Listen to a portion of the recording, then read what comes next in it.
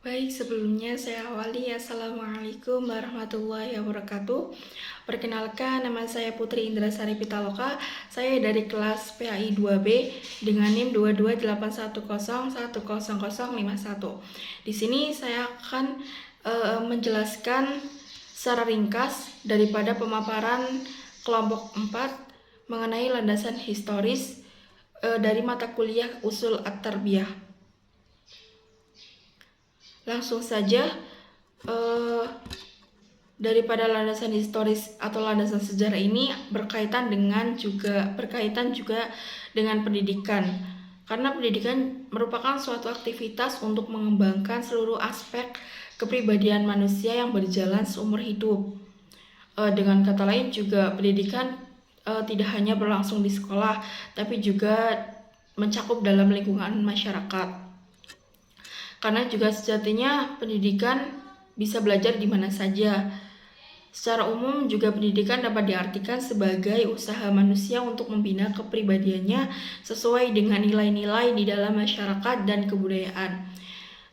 Oleh karena itu juga bagaimanapun sederhananya pendidikan juga terjadi karena terjadi juga karena peradaban masyarakat itu sendiri. Pendidikan pada hakikatnya juga merupakan usaha manusia melestarikan hidupnya. Dengan demikian juga perkembangan manusia akan selaras dengan perkembangan dari pendidikan itu sendiri. Langsung saja ke landasan sejarah atau landasan historis merupakan pandangan ke masa lalu. Pandangan ini juga melahirkan studi-studi historis tentang proses perjalanan pendidikan yang terjadi pada periode tertentu.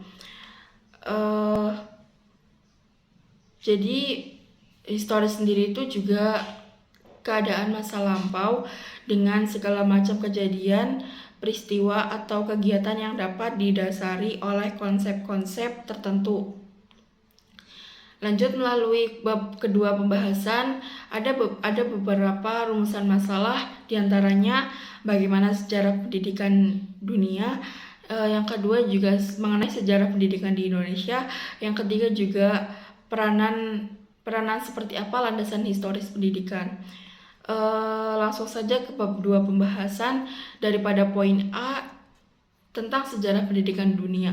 Dari sejarah pendidikan dunia ini terbagi menjadi 7 zaman, diantaranya zaman realisme, zaman rasionalisme, yang ketiga zaman naturalisme, yang keempat zaman developmentalisme, yang kelima zaman nasionalisme, yang keenam zaman liberalisme, positivisme dan individualisme, yang ketujuh zaman sosialisme.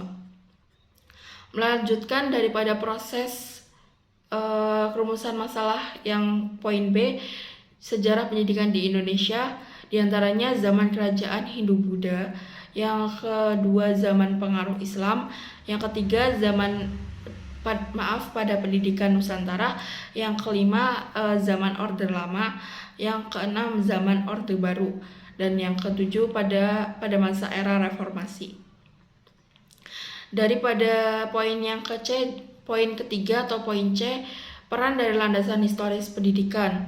Jadi kata dari bahasa Inggris history itu sebenarnya kata historis itu berasal dari bahasa Yunani yang berarti historia atau orang pandai.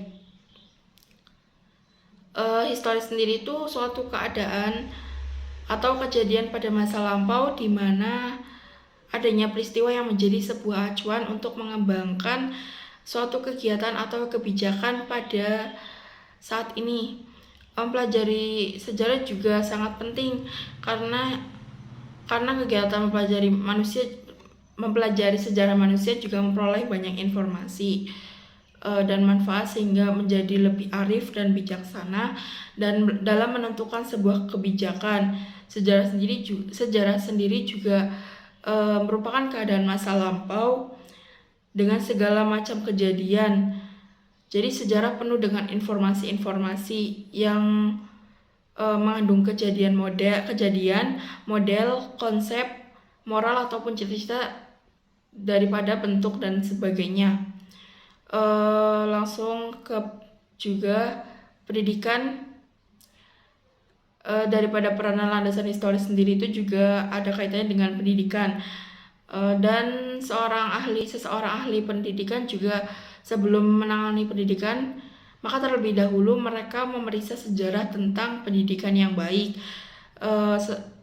yang bersifat nasional maupun internasional. Dengan melihat sebuah sejarah, maka mereka bisa melihat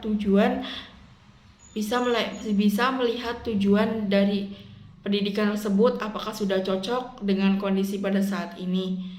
Landasan historis juga memberikan peranan yang penting karena dari sebuah landasan historis atau sejarah ini bisa membuat arah pemikiran pada masa kini. Secara historis juga adalah keadaan masa lampau dengan segala macam kejadian. Dengan demikian, setiap bidang kegiatan yang ingin dicapai manusia juga dicapai manusia untuk maju juga pada umumnya dikaitkan dengan bagaimana keadaan bidang tersebut pada masa lampau. Dari rangkaian masa dalam sejarah landasan historis itu, kita dapat menyimpulkan bahwa masa-masa tersebut tuh memiliki wawasan yang tidak jauh berbeda satu dengan yang lain.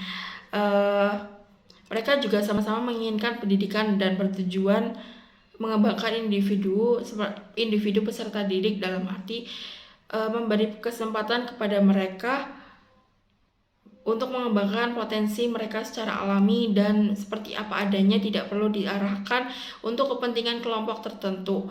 Sementara pendidikan juga pada dasarnya memberi bantuan dan layanan dengan menyiapkan segala sesuatu. Dan sejarah juga menunjukkan betapa sulitnya perjuangan mengisi kemerdekaan dibandingkan dengan perjuangan mengusir penjajah.